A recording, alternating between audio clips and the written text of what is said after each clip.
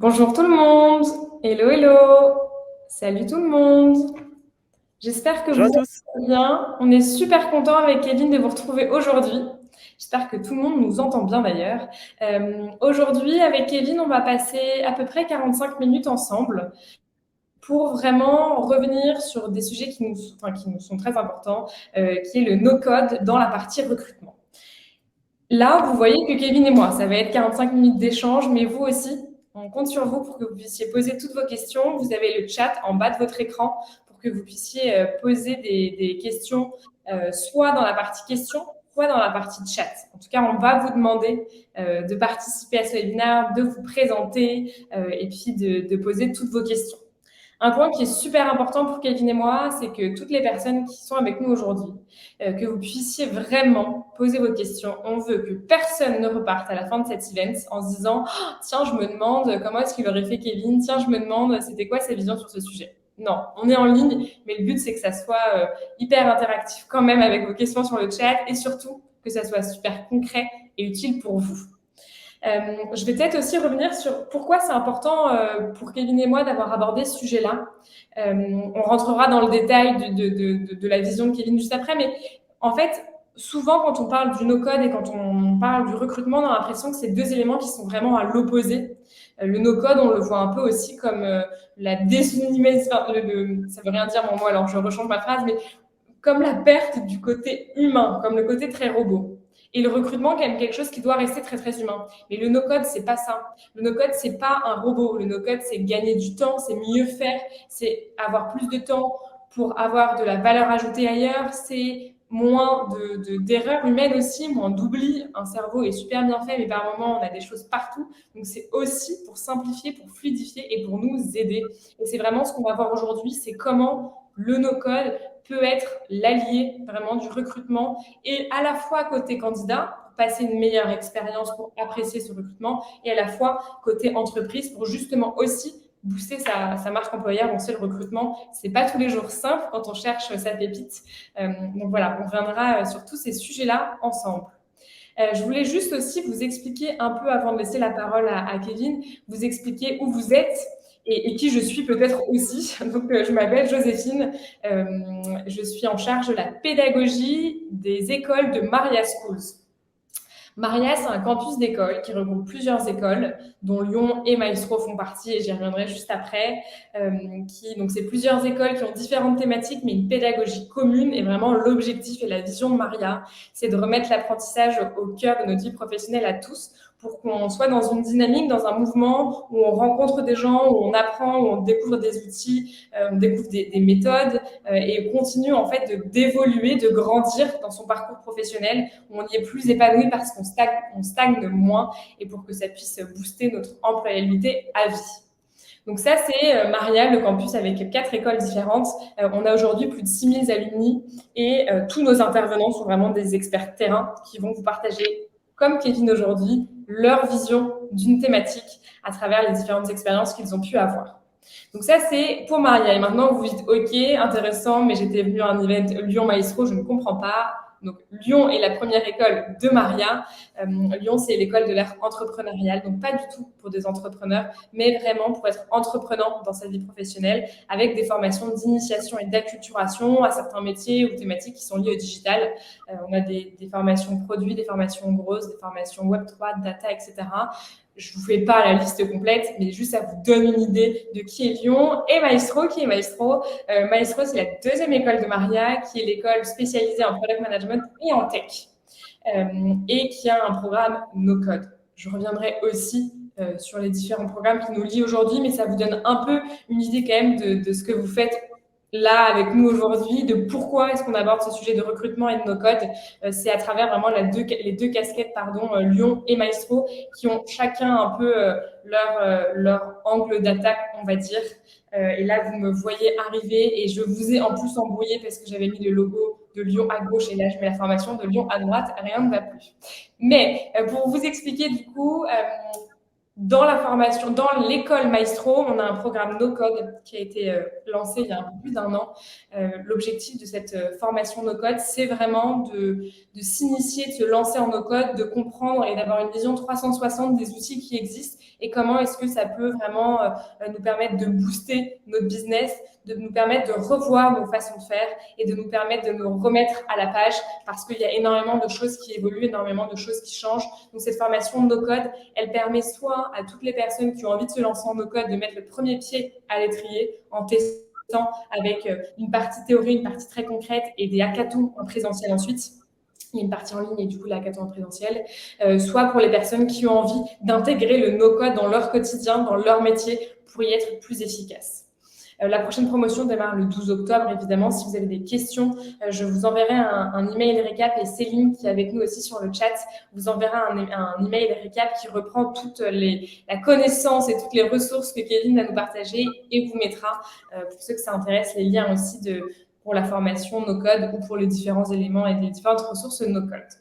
Et en plus de ça, la deuxième casquette, et c'est ce qui fait aussi le sujet d'aujourd'hui, évidemment, je vous le disais tout à l'heure, c'est au sein de l'école Lyon, on a un programme management. Donc le programme management, c'est pour tous les managers, que ce soit des premiers managers ou des managers depuis plusieurs années, qui ont envie de booster leurs compétences managériales, de prendre le temps. On a rarement le temps. Et là, c'est de prendre le temps pour soi, pour apprendre à se connaître, pour comprendre les outils, les méthodes pour mieux connaître aussi leurs équipes et revoir l'organisation pour booster cette organisation et pour accompagner au mieux ces équipes pour que les équipes soient plus épanouies et plus performantes aussi. Ça va encore une fois de pair. Et évidemment, dans cette formation-là, on a une session sur le recrutement et l'implication et le rôle à jouer d'un manager dans le recrutement. Donc là, normalement, tous les points se sont un peu connectés entre eux, le pourquoi sujet, pourquoi Maria et pourquoi des écoles. Encore une fois, si vous avez la moindre question, vous n'hésitez pas et vous pourrez aussi répondre aux mails pour avoir plus d'informations si vous le souhaitez. Et les personnes qui sont avec nous, et je vous poserai la question juste après, mais s'il y a des personnes aujourd'hui qui sont managers ou qui ont envie de le devenir et qui aimeraient se faire former sur ce sujet-là, la prochaine promotion démarre le 27 septembre et c'est en présentiel à Paris. Donc, je vous mettrai encore une fois toutes les infos. J'ai beaucoup parlé. Maintenant, l'objectif, c'est que vous puissiez vous présenter, nous dire dans le chat qui vous êtes, qu'est-ce qui fait que vous êtes là aujourd'hui, qu'est-ce qui vous a motivé à nous rejoindre et à vous inscrire et à passer ces 45 minutes ensemble. Voilà. Dites-nous tout sur vous, pourquoi, parce que ça nous permet avec Kevin de répondre à vos problématiques, de mieux comprendre qui vous êtes et de mieux comprendre comment est-ce qu'on peut vous aider et comment est-ce qu'on peut vous partager. Et quand je dis vous partager, c'est comment Kevin peut vous partager les infos qu'il a et surtout axer ses exemples et sa vision en fonction de vous, ce qui vous intéresse. Donc que vous soyez en grand groupe, en start-up, en PME, en freelance, entrepreneur, étudiant. J'espère que j'ai oublié personne dans les grandes catégories, mais voilà, partagez-nous tout dans le chat. Comme ça, avec Kevin, on peut lire et ça va nous permettre d'aider et d'axer ces 45 minutes sur vous et la connaissance de Kevin. Ça y est, je voulais enfin remercier Kevin. Et oui, j'ai beaucoup parlé encore une fois. Merci encore, Kevin, d'être avec nous aujourd'hui. Je suis super contente. Kevin et moi, on s'est rencontrés il y a quelques semaines à un event qu'on accueillait d'ailleurs chez Maria sur le recrutement. Et on a eu l'occasion de parler du no-code et la place que ça a justement aussi dans le recrutement. Donc, je suis super contente de pouvoir animer et d'être là avec toi aujourd'hui, Kevin. Ce que je te propose, c'est je coupe mon partage d'écran et je te laisse peut-être te présenter et nous parler un petit peu de toi et ton parcours. Oui, très bien. Eh bien, écoute, merci beaucoup pour l'invitation. Je suis ravi de pouvoir venir parler de ce sujet qui me tient à cœur, de ces deux sujets, le code et le recrutement, qui me tiennent à cœur, et de pouvoir participer à la démocratisation de ces sujets-là. Pour me présenter, donc initialement, j'ai pas un parcours lié à la tech. J'ai fait des études en fac de droit. Ensuite, j'ai bifurqué sur un diplôme RH. Et puis, j'ai intégré des petites structures qui étaient en structuration dans leurs ressources humaines. Mon premier poste, ça a été une création de poste. Et donc, beaucoup de choses à mettre en place. Et beaucoup de choses sur la partie administrative. Alors, que ce soit sur la gestion du personnel, mais aussi sur le recrutement, sur la gestion opérationnelle du recrutement, avec la prise de contact avec les candidats, l'organisation du process de recrutement. Et c'est voilà, c'est ce qui m'a amené petit à petit à me poser des questions sur comment améliorer euh, tous ces process, comment améliorer l'expérience des candidats, des employés. Voilà, petit à petit, une graine a germé en moi et j'en suis arrivé jusqu'à découvrir le no-code il y a maintenant 1 an et demi, je dirais, d'abord avec Notion, que j'utilise beaucoup aujourd'hui dans mon activité. Ensuite, j'ai ajouté la partie automatisation avec Zapier et Make notamment. Voilà, j'ai découvert tout un boulevard de possibilités pour booster l'expérience des candidats, notamment pour la partie recrutement et gagner, tu le disais effectivement, gagner du temps et gagner en sérénité au quotidien sur son job de recruteur. Trop bien. Bah, merci beaucoup, Kevin, pour ce partage de parcours qui est d'ailleurs super intéressant de voir comment, en fait, c'est en étant dans les parties RH, dans l'admin, dans le recrutement, que tu t'es dit, OK, il y a quelque chose à améliorer, il y a une perte de temps, il y a une perte d'efficacité, il y a un truc à faire, que tu es tombé, entre guillemets, dans le no-code. On peut peut-être revenir aussi sur ta définition du no-code et ta vision du no-code d'ailleurs. Ouais, pour moi, le no-code, alors ce sont des outils qui peuvent être rapidement pris en main. On pourrait se dire que no-code veut dire code, mais pas nécessairement. On peut très bien utiliser des outils de no-code pour mettre en place des systèmes sur mesure pour notre activité.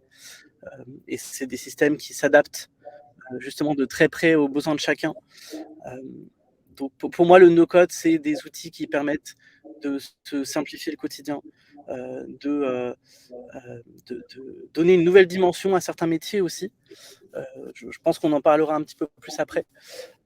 Mais ça apporte une plus-value et surtout aujourd'hui sur le marché actuel où il y a une vraie importance de se démarquer en tant qu'entreprise dans sa marque employeur, dans l'expérience qu'on offre à ses candidats. Voilà, pour moi, le no-code, c'est une nouvelle façon d'améliorer encore l'expérience qu'on apporte à ses candidats. Trop bien. Et à quel moment tu t'es dit, OK, en fait, je veux en faire mon métier, je veux devenir expert no code? Alors, ça a été beaucoup, on parlait de tâches chronophages, de tâches administratives chronophages. Ça a beaucoup été ça et l'envie de pouvoir trouver des nouvelles solutions, pouvoir, éradiquer en fait un point de douleur, que je vivais, que beaucoup de RH aussi que je connais, ont vécu. Et c'est ce qui m'a amené à m'intéresser à ce sujet-là, au no-code, et également la frustration de ne pas pouvoir être forcément présent suffisamment, pas autant que je le souhaiterais, auprès des candidats, auprès des employés, pour les accompagner justement dans leur parcours, dans leur arrivée et dans leur parcours, dans leur carrière, tout au long de leur expérience dans l'entreprise.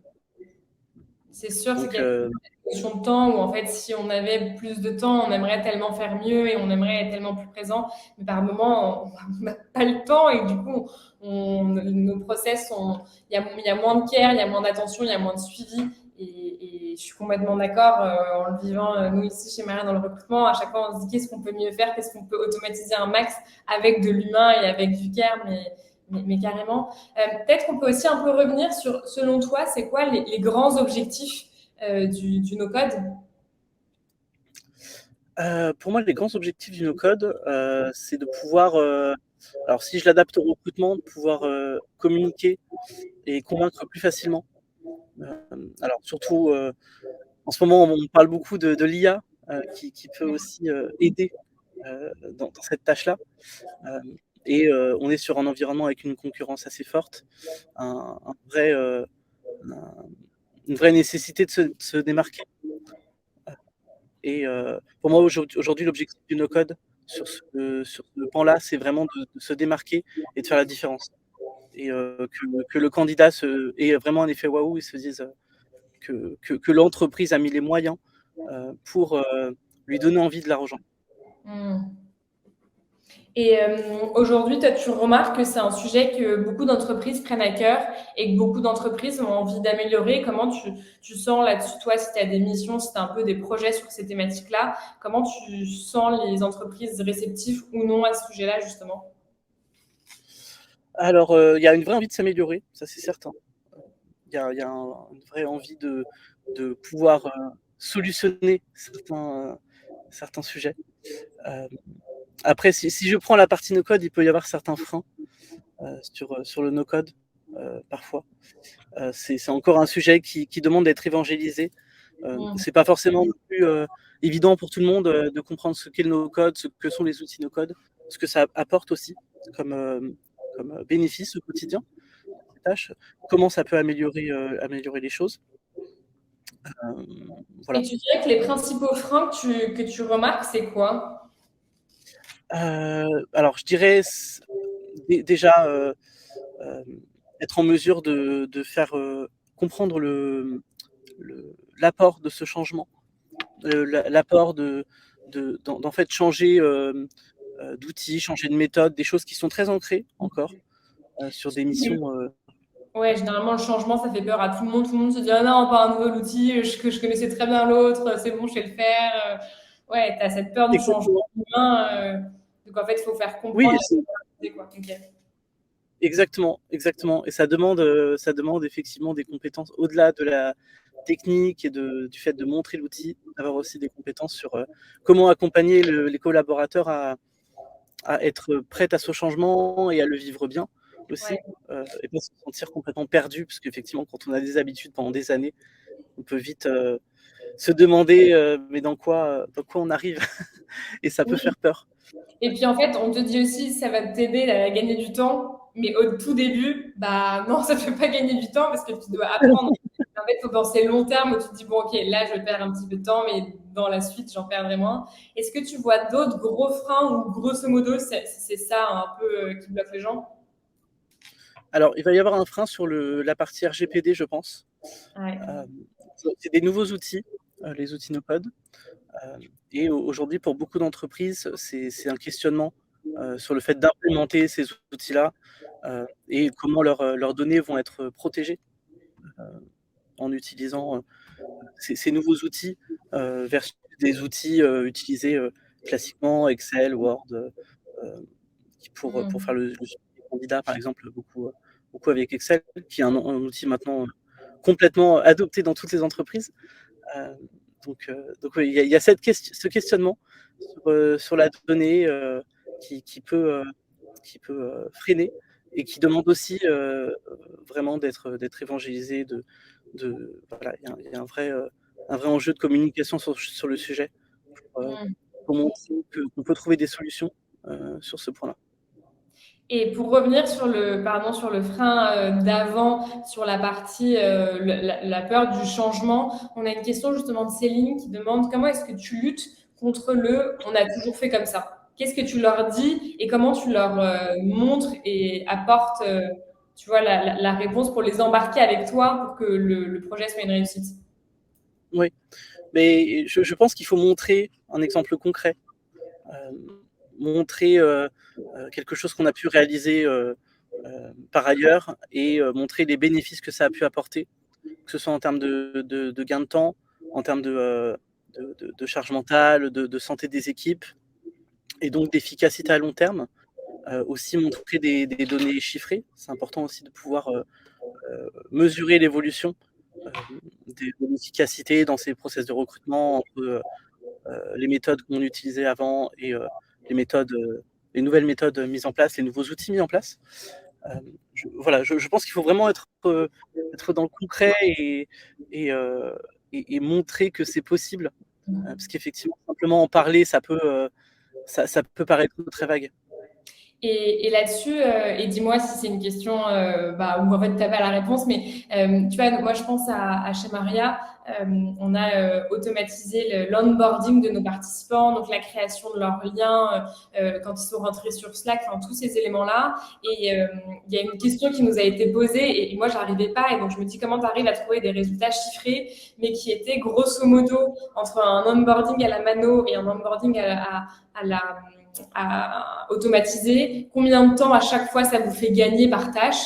Et en fait, c'était des heures ou des chiffres un peu sortis de mon chapeau. Donc, comment est-ce que tu fais pour rendre ces chiffres et le gain de l'autonomie, enfin, tu vois, de tout ce qui est automatisation, pardon, concret et réel, quoi.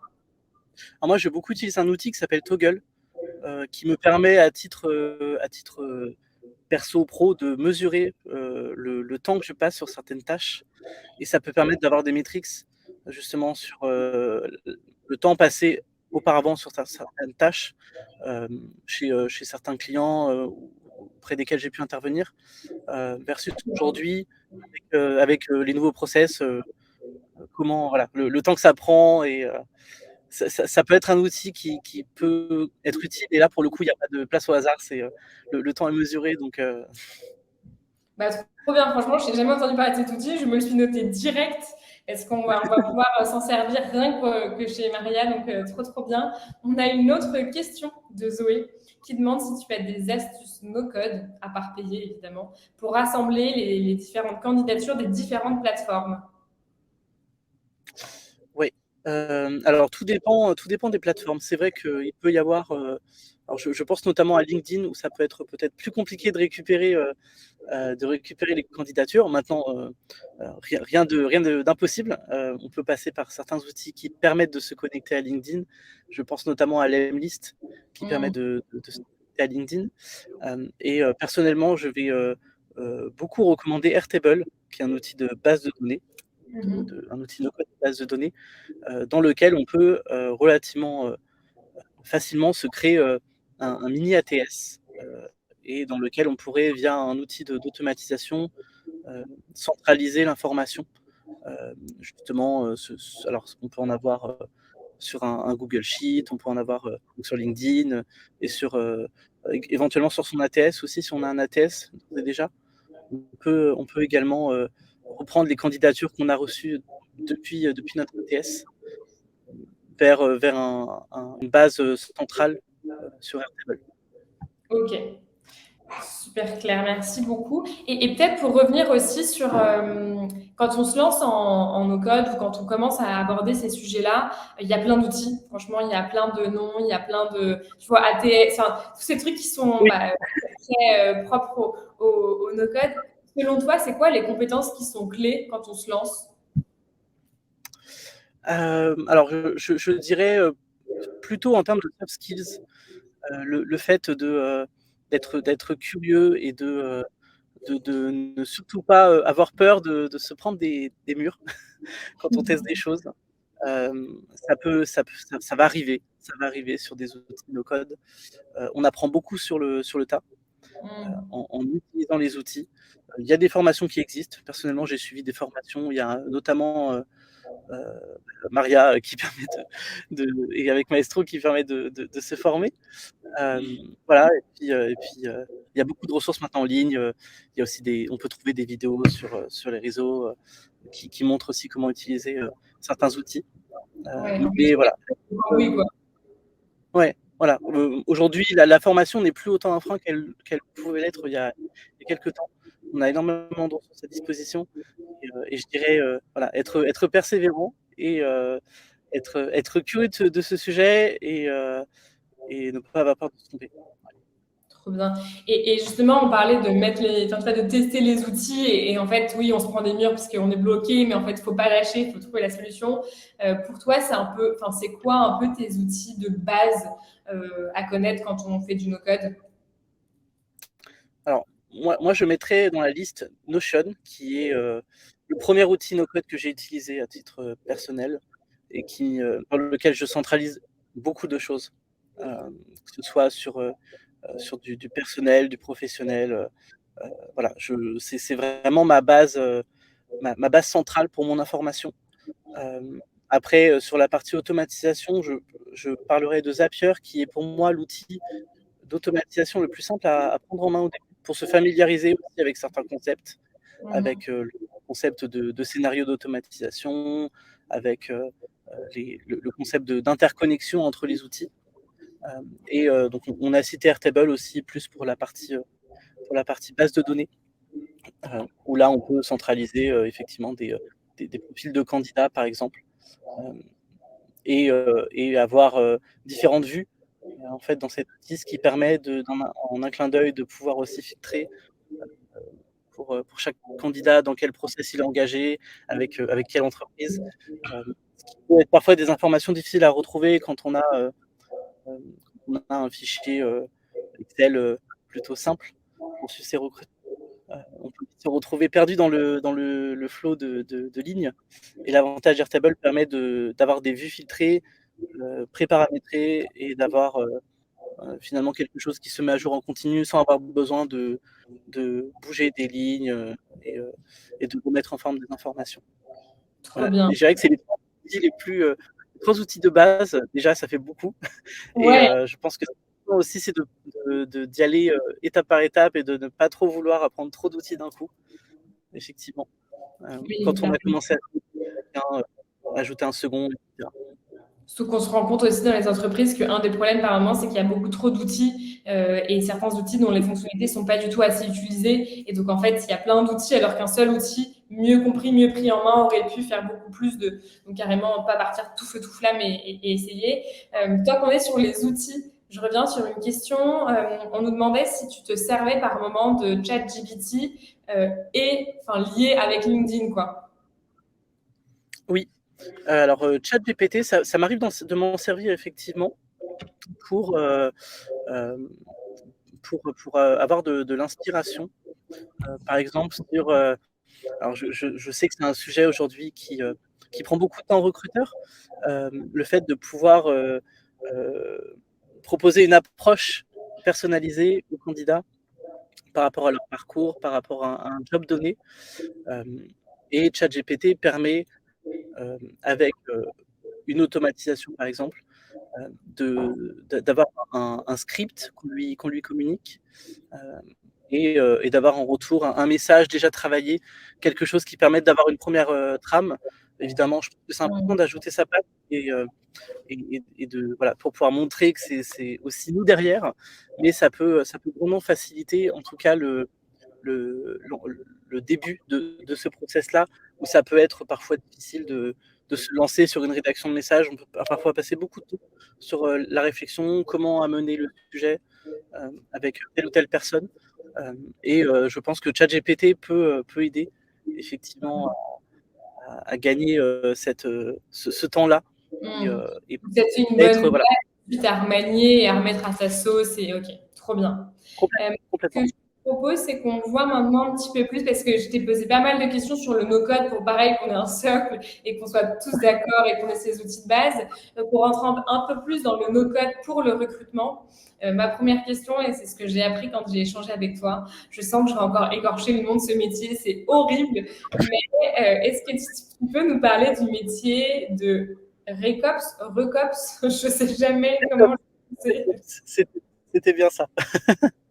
Alors le métier de Breakops, effectivement, c'est un métier qui est plus développé outre-Atlantique qu'en France aujourd'hui. Il y a quelques professionnels dans des grandes entreprises de la tech Mhm. qui exercent ce métier. Je pense notamment à Doctolib. Je sais que c'est un métier qui existe chez Doctolib. Et pour le coup, le métier de Breakops, c'est être en support des équipes de recrutement, leur apporter des nouveaux outils, des nouvelles méthodes adaptées à leurs besoins, à leurs problématiques. Et voilà, être au quotidien là pour eux, pour les aider à s'améliorer. Et voilà, c'est un métier qui, comme je disais, est encore peu développé, mais qui va amener à se développer comme d'autres métiers. On voit l'Ops qui est un petit peu plus répandu. On voit aussi SalesOps. Voilà, c'est des métiers qui viennent aider les opérationnels au quotidien en leur apportant des nouvelles solutions techniques et de méthodos. Et question super bête, hein, mais si on revient entre RecOps et PeopleOps, ça serait quoi du coup la différence? Parce qu'on pourrait partir du principe que quand tu es PeopleOps, tu peux aussi aller aider les équipes de recrutement et gérer les process et les outils. Comment tu différencies les deux? Alors pour moi, ça se différencie dans des entreprises qui sont à un certain un certain effectif de salariés où les postes sont quand même plus séparés. Maintenant, PeopleOps, ça va être l'optimisation des process liés au RH pur, je dirais. Tout ce qui est lié à l'onboarding, à la gestion de la paye aussi. C'est comment améliorer les process qui sont utilisés au quotidien pour être là auprès des salariés, répondre à leurs questions et assurer une gestion RH sur l'administratif, sur la paye, notamment la plus efficace et la plus fluide possible pour, et tu l'as mentionné tout à l'heure en introduction, avoir moins d'erreurs aussi au quotidien, et in fine avoir une expérience employée plus meilleure, où les employés se sentent plus en sécurité et se sentent oui, plus en sécurité, tout simplement. Enfin, c'est le plus voilà. Et c'est là où je vois la différence avec le RECOPS qui est vraiment axé sur la partie sur la partie recrutement, l'acquisition des talents, la communication sur l'entreprise, son image auprès de ses potentiels candidats qui sont finalement de plus en plus ses clients aussi. Et c'est là où on emprunte aussi beaucoup sur la partie RECOPS de, de méthodes et d'outils liés au growth, au marketing. Super clair. Bah, merci beaucoup, Kevin. Et je sais, Kevin, tu nous as préparé des petites démos, des petits 2 cas d'usage sur lesquels on va pouvoir revenir. Juste avant qu'on passe à ça, est-ce que tu peux peut-être nous partager les cas d'usage les plus fréquents que tu peux voir dans les différentes missions que tu as ou dans les personnes que tu accompagnes ou sur les thématiques sur lesquelles tu bosses, les cas d'usage les plus fréquents entre le no-code et le recrutement, pardon. Oui. Alors, spécifiquement sur le recrutement, sur Notion, on peut voir de plus en plus des offres d'emploi qui sont rédigées sur Notion. Ça permet d'avoir des offres plus attractives, plus visuelles, et d'augmenter finalement son taux de conversion avec ses candidats. Il y aura aussi toute la partie sur les réponses personnalisées faites au candidat, pour lui notifier qu'on a bien reçu sa candidature, lui indiquer qu'il est passé à l'étape suivante, lui donner de l'information sur le process, quelques ressources sur l'entreprise pour qu'il puisse découvrir pendant le process un peu plus en profondeur qui est l'entreprise, comment elle fonctionne, et également sur tout ce qui va être traitement des données personnelles, s'assurer qu'on est dans les clous par rapport aux obligations RGPD, qu'on informe le candidat par rapport à ces données, qu'on va supprimer ces données. Voilà, ce genre de choses. Et dernière chose, je dirais, sur tout ce qui est alerte. Et aujourd'hui, Notion va beaucoup aider. Slack aussi, on peut très facilement mettre en place des alertes pour recevoir sur Slack dans un channel dédié, enfin sur Slack, sur un message instantané, pour nous informer qu'on a une nouvelle candidature, nous donner pourquoi pas un petit récap de la candidature et pouvoir être plus réactif avec les candidats et voilà, et ne pas louper un profil qui nous correspond vraiment. Trop bien. Et j'ai une autre question qui revient un petit peu, enfin, qui est une question de plus de mise en place de nos codes. Est-ce que pour toi, il y a à partir d'un certain nombre de collaborateurs dans la boîte, tu vois, à partir d'un certain nombre de recrutements, est-ce que pour toi, il y a vraiment un moment où, en fait, s'il y a plus de temps de recrutement, c'est vraiment le no-code qui va pouvoir t'aider? Est-ce que selon toi, dès le début, en fait, une fois que tu l'as mis en place, ça suffit? Est-ce que tu remarques en tout cas une utilisation du no-code en fonction du nombre de recrutements? Je ne sais pas si ma question est claire. Oui, oui, c'est très clair. Alors, j'ai pas de chiffres précis sur le nombre de recrutements, j'avoue, mais effectivement, dès qu'on est sur des grosses campagnes de recrutement, on voit tout de suite un besoin de s'équiper en outils et un besoin de trouver des solutions pour justement absorber ce volume-là. Maintenant, je pense que c'est bien quand on a cette idée de recruter, de commencer déjà à s'intéresser au sujet et mettre en place des petites briques pour ne pas se retrouver pris dans l'urgence et à devoir finalement choisir des solutions qui ne sont peut-être pas adaptées aussi à l'entreprise, à ses besoins. Je pense que ça fait partie d'une stratégie à travailler quand même avant OK. d'avoir une grosse campagne de recrutement. Ouais. Ouais, bah, on en revient en plus à ce que tu disais tout à l'heure, mais en effet, si on attend le moment où on doit avoir énormément de recrutement, bah, tester des nouveaux outils, les nouveaux process, faire en Ouais. sorte que les différents collaborateurs, les différentes parties prenantes vraiment prennent en main l'outil, bah, par moment, ça prend du temps et si c'est déjà le rush parce qu'il faut recruter pour hier, et bah, c'est sûr que c'est un petit peu dommage.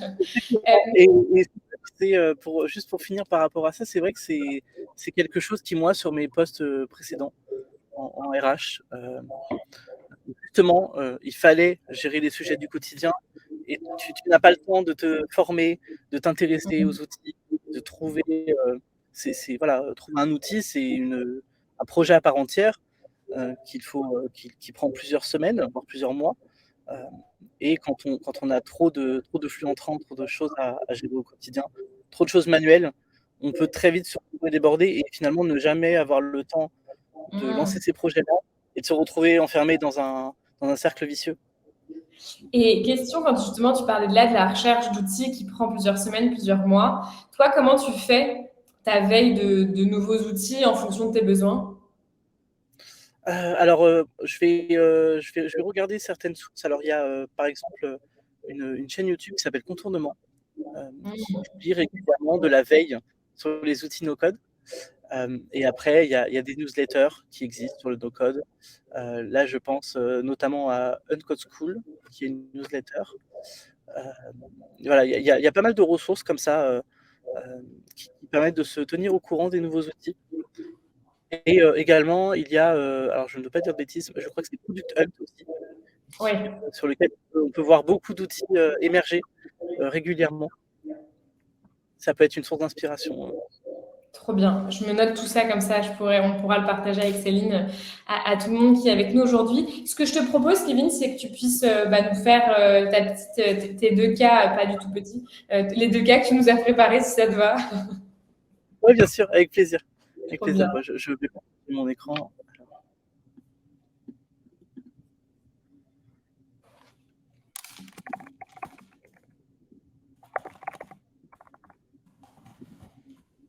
Et je vous rassure aussi, tous les partages que Kevin vient nous faire sur les noms de newsletters d'outils, on prend tout en note et on vous enverra un mail récap. Donc pas de panique, évidemment, tout sera envoyé par mail. Alors, est-ce que vous voyez bien mon écran? Oui, parfaitement bien. Oui? OK, super. Donc ça, c'est le premier exemple, c'est une offre sur Notion, donc sur la droite, que j'ai mis en perspective avec une offre, sur Indeed. Donc c'est une offre, que j'avais eu l'occasion de préparer pour un ancien client, pour lequel je recrutais donc un chargé administratif et commercial. Et donc on a sur Indeed une offre avec, beaucoup de texte Nous, et on sur le la choix, Kevin, on voit pas Indeed. Je sais pas si c'est. mince, alors mince, ouais, alors là, je t'avoue que je sais pas comment résoudre ce problème malheureusement. Peut-être coupe ton partage d'écran, refais-le. Tu as peut-être mis juste un onglet et si tu as mis deux trucs comme ça, peut-être que du coup, c'est ça qu'il n'a pas apprécié. Pour partager l'ensemble de ton écran, peut-être. On va voir si c'est ça qui fait la diff. Certainement, certainement. Alors là, je me vois en un million de fois. Ah, ça y est, voilà, trop bien. Oui, voilà, super, on y arrive. Voilà, donc effectivement, donc l'offre, sur la gauche avec, beaucoup de textes, de bullet points, mais quelque chose de pas très visuel, qui peut vite décourager un candidat, quand il reçoit une offre. Et à droite, la même offre que j'ai repris, sur, Notion avec, donc des visuels, heu, avec, le site web de l'entreprise qui est directement intégré dans l'offre d'emploi, ce qui lui permet aussi de naviguer directement et de se renseigner un petit peu sur ce que fait l'entreprise. On a, voilà, des informations qui sont un petit peu plus, mises qui sont plus visuelles, qui sont plus, heu, séparées, pour plus de visibilité. On peut avoir, mettre une petite map aussi, pour avoir, l'emplacement de l'entreprise. Et on peut écrire l'émission, le process de recrutement, c'est quand même important de le mentionner. Et on peut ensuite avoir l'équipe et mettre des petites photos de l'équipe pour aussi aider le candidat à se projeter sur le poste. Et ça, question, cette offre justement sur Notion, tu la partages où? Enfin, je sais pas Cette si... offre, je la partage en fait au candidat quand je le contacte sur LinkedIn. Ok, Je lui c'est envoie le lien. d'accord. Voilà. Ok. Et petit plus sur Notion, on a ce petit bloc avec une présentation de l'entreprise qui est un bloc synchronisé, un sync bloc, et qui permet en fait d'être repris sur chaque offre de l'entreprise. Et dès qu'on vient modifier la description sur une offre, ça vient se modifier sur toute l'autre. Et ça évite souvent d'avoir des incohérences entre les offres avec une entreprise qui évolue en termes de chiffres, en termes de nombre de clients, par exemple, et d'avoir quelque chose de toujours cohérent et toujours bien propre, sans avoir à refaire des copier-coller à droite à gauche et à avoir cette charge mentale de se dire est-ce que j'ai pas oublié une offre quelque part. Voilà. Et ça, justement, comment tu fais pour que ça soit que ton bloc qui soit synchronisé à tout le reste, enfin, à toutes les autres offres? Alors, alors, tu as une petite fonctionnalité ici sur Notion Ok. donc, qui s'appelle bloc. Et une fois que tu as ce bloc en rouge, comme tu peux voir ici, celui du dessus est en rouge, ça, Ouais. ça montre que ce bloc est synchronisé. Ensuite, tu n'as plus qu'à le copier et le mettre dans toutes tes pages. D'accord. Une nouvelle offre, ou pourquoi pas dupliquer d'ailleurs cette page. Ça permet de récupérer directement le bloc, d'effacer le reste et d'avoir directement l'information prête. Trop bien. Bah, c'est sûr qu'en tout cas, visuellement, la différence, elle est en effet grande. Il y a une offre qui donne beaucoup plus envie, je trouve, que l'autre, en tout cas. Ouais. Mm. Clairement. Voilà. Alors, je ne sais pas s'il y a des questions sur ce premier cas. Écoute, je crois que pour le moment, il n'y a pas de questions. Ça marche. Je pense que tu peux passer au deuxième. Et si jamais il y a des questions, évidemment, je te les dirai. Bien sûr, on pourra y revenir.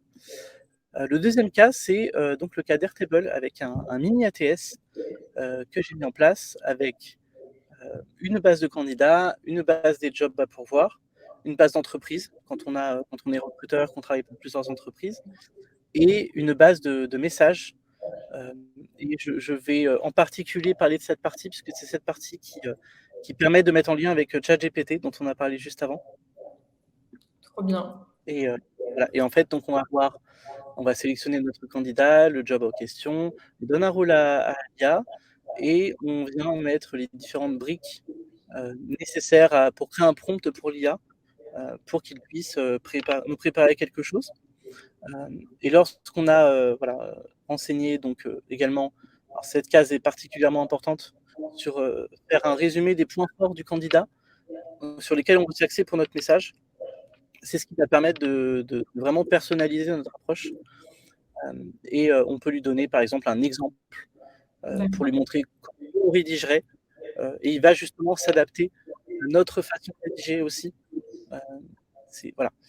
Et lorsqu'on a mis tout ça en place, on peut, par exemple, c'est comme ça que je l'ai fait sur mon outil, mettre une case à cocher pour lui demander de lancer la rédaction. Et en fait, on connecte, donc là je vais passer sur l'autre fenêtre, avec un outil d'automatisation, là c'est Make, on va connecter notre base de données, notre mini ATS, à ChatGPT et lui envoyer toutes les informations dont on a besoin. Et ça permet d'envoyer, de faire plusieurs demandes de messages à ChatGPT simultanément. Et une fois que ChatGPT a créé ces messages, il viendra les mettre euh, dans une colonne spécifique sur notre ATS, sur Airtable. On aura pour chaque candidat un message adapté à son profil, au poste pour lequel on pense que son profil est adapté. Et on pourra venir toucher si nécessaire, venir mettre, comme je disais, un petit peu notre patte sur le message. Et après, pourquoi pas connecter cette ATS, cette base, à un outil comme Lemlist qui permet de communiquer via LinkedIn et de créer des campagnes de, de communication sur LinkedIn. Trop bien. Franchement, ça donne trop envie d'avoir ça. Parce que moi, je me dis que j'écris tous mes petits messages à la mano. Trop bien. En plus, je fais des fautes d'orthographe par moment sans faire exprès avec des coquilles et tout. Enfin, trop bien cet outil. Ça... Ça peut être un point utile pour les photos. Pour le coup. Bah, trop bien, merci en tout cas de nous avoir partagé ça, de nous avoir partagé de un, comment tu avais structuré un peu ta base sur Airtable et de deux, Make, comment tu le faisais. C'est trop chouette. Je vois que le temps file. J'ai deux questions encore pour toi, Kevin, avant de pouvoir te libérer et avant de pouvoir tous vous libérer. La première, c'est finalement si tu dois un peu faire un récap des points positifs et des avantages du no-code en recrutement et des objectifs du no-code en recrutement et de pourquoi est-ce que les deux vont de pair et pourquoi est-ce que ça va vraiment rendre le tout mieux à la fois en termes d'efficacité, en termes de pertinence, parce que les bons messages au bon moment, parce qu'un suivi, etc. Tu dirais quoi?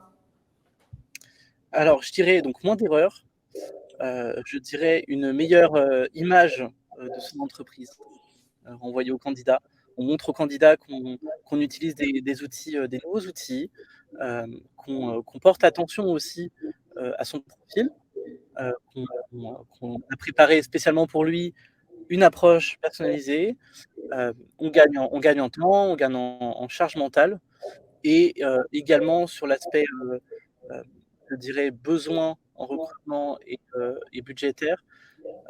Les outils no-code permettent de faire des choses vraiment adaptées à son. On a aujourd'hui beaucoup d'outils qui existent. On a parlé des ATS, donc Applicable Tracking System, qui permettent de suivre les candidatures et de les gérer.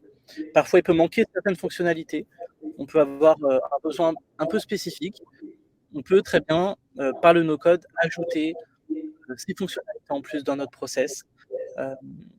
Et également en termes de budget, on peut faire pas mal de choses déjà avec des outils no-code sans forcément devoir soit mettre de l'argent ou sans forcément devoir mettre un très gros budget. Je prends l'exemple d'Airtable. Airtable permet d'avoir 1000 lignes dans sa base de données, donc potentiellement 1000 candidats. Pour quelqu'un, alors je prends mon exemple d'indépendant. Pour un indépendant, 1000 candidats, c'est déjà beaucoup.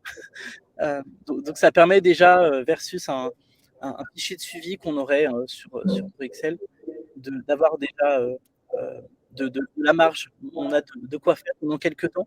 Clairement, Et ouais. après, on peut réfléchir à adapter petit à petit, mettre un petit peu plus de budget quand on a aussi une activité qui grandit. Et voilà, un nombre de collaborateurs qui croît. Mais voilà, pour moi, c'est les principaux avantages et pour l'entreprise. Et si je prends côté candidat, c'est le fait d'avoir un bon Un cadre, un bon vie, oui, ouais. oui, complètement, complètement.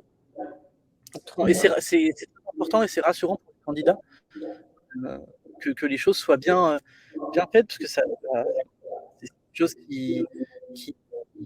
qu'on a souvent comme retour sur les recrutements. C'est le fait de ne pas avoir forcément eu suffisamment d'informations pendant le process. Ces outils permettent d'améliorer encore son niveau de communication. Et surtout que dans les candidats, quand ils passent des entretiens, il y a déjà assez de stress, de flou, d'incertitude. Si on peut, comme tu disais, nettoyer ça avec toutes les infos au bon moment et tout ça, c'est trop bien. Et avant-dernière, en fait, il m'en reste encore deux finalement questions. Mon avant-dernière question, du coup, c'est quoi ta vision de l'avenir du no-code? Ouais. Alors, pour moi, l'avenir du no-code, c'est pas forcément un métier en tant que tel. On peut se dire no-codeur, c'est le terme qui est beaucoup utilisé, ou product builder, parfois aussi. Mais c'est aussi avoir une nouvelle compétence, une nouvelle spécialisation.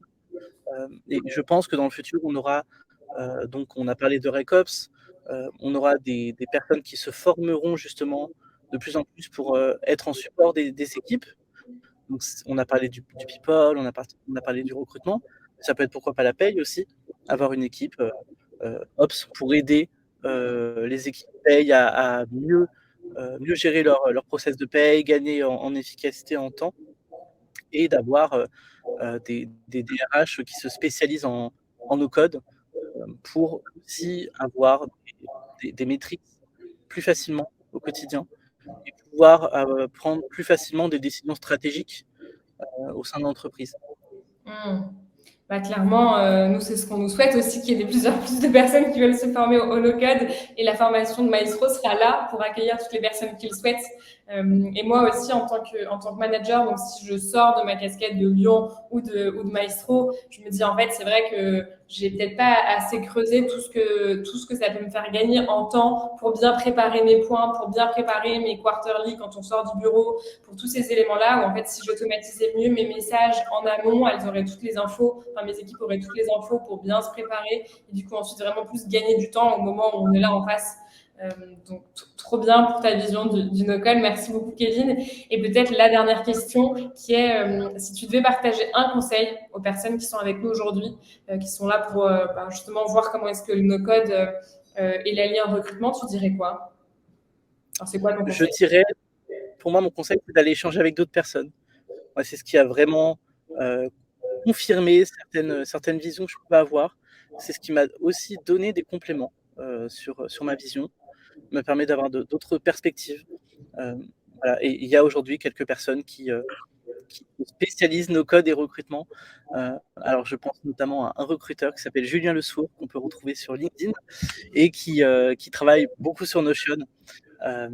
Voilà. Et pour moi, vraiment, échanger, c'est quelque chose qui a vraiment changé la construction de mon aventure de code. Et aujourd'hui, je pourrais pas faire autrement que de discuter avec des personnes qui sont ouvertes au sujet pour pouvoir progresser. Je crois beaucoup en l'intelligence collective, et ça se montre aussi dans ce parcours-là. Franchement, Kevin, je n'aurais pas pu mieux dire que l'intelligence collective.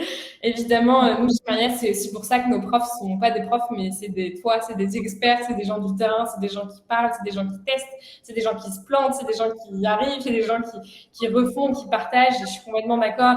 Et aussi sur l'importance de la communauté, de un moment ou un autre, on est coincé, on se sent seul, mais en fait, on n'est pas seul. Il y a d'autres gens qui sont coincés, qui peuvent nous apporter les réponses. À un moment, nous, on peut aussi apporter des réponses, compléter. Comme ce que tu disais aussi, ça peut aussi nous ouvrir les yeux, apporter un autre prisme sur le sujet aussi, et nous faire prendre du recul qu'on n'a pas forcément quand on est à fond dans nos projets, et qu'on se dit merde, j'arrive pas, je sais pas quel outil, on est un peu sous l'eau, on n'arrive pas à prendre du recul et échanger avec d'autres gens. Je suis carrément d'accord que ça aide tellement à voir d'autres ressources et à trouver des alternatives et à se rebooster. Donc merci beaucoup pour ce partage. Merci aussi de remettre la force de l'humain et des échanges dans le no-code et dans comment est-ce qu'on peut progresser et se servir des outils no-code pour améliorer la performance, mais pas que la performance en tant que telle, mais améliorer les process, pour améliorer la qualité, pour améliorer le processus de recrutement pour les candidats aussi, ce qui évidemment booste la marque employeur et fait que le recrutement attire aussi plus de personnes vers nous parce qu'on sait que la marque met un cœur là-dessus et met une attention particulière là-dessus. Merci beaucoup, Kevin. Complètement. Un tout petit peu débordé, je suis désolée, mais c'était trop intéressant.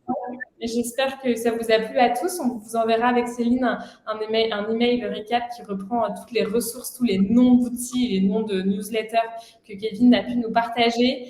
J'espère que ça vous a plu. Si vous avez envie, et je ne m'en doute pas, de nous retrouver, allez suivre nos pages LinkedIn, que ce soit sur Lyon, c'est John Lyon, ou Maestro, c'est John Maestro. Allez ajouter Kevin sur LinkedIn aussi pour suivre ses posts. Et allez sur Meetup, on partage toujours des events, on a toujours au moins un event par semaine sur différentes thématiques. Retrouvez-nous, allez nous liker sur les réseaux sociaux et revenez à nos événements. On est trop contents de vous avoir avec nous. Et puis merci à tous, bon appétit Kevin et bon déj à tous. Ciao. Merci beaucoup. À bientôt. Bonne journée. Ciao.